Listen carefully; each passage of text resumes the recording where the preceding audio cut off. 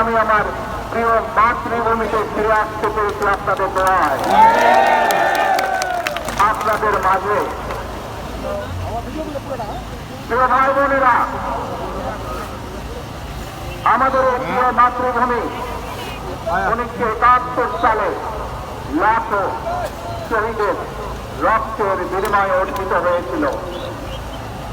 ঠিক একইভাবে 75 আবার 7ই নভেম্বর আধিপত্যবাদের হাত থেকে রক্ষার জন্য সেদিন সেটাই জনগণ বিপ্লবের মাধ্যমে আধিপত্যবাদের হাত থেকে দেশকে রক্ষা করা হয়েছে।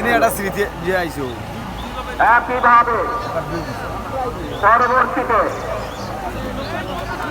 90 অত্যাচারের বিরুদ্ধে এদেশের জনগণ, এদেশের খেটে খাওয়া মানুষ তাদের গণতন্ত্রের অধিকারকে ছিনিয়ে এনেছিল।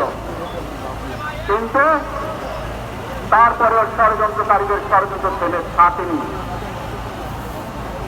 আমরা তারপর দেখেছি 2034 সালে 71 সালে এই দেশের মানুষ যেমন স্বাধীনতা অর্জন করেছিল, 2024 সালে এদেশের ছাত্র জনতা সহ সর্বস্তরের মানুষ, কৃষক, শ্রমিক, গৃহবধূ, নারী, পুরুষ, মাদ্রাসার ছাত্র সহ দল মত নির্বিশেষে, শ্রেণী পেশা নির্বিশেষে সকল মানুষ সেদিন 2036 সালের 5ই আগস্ট এই দেশের স্বাধীনতা এবং সার্বভৌমত্বকে রক্ষা করেছিল।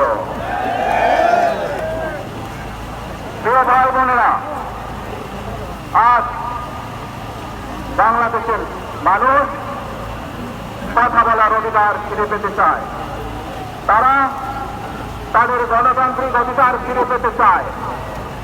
বাংলাদেশের মানুষ চায় তারা তাদের যোগ্যতা অনুযায়ী ন্যায্য অধিকার পাবে।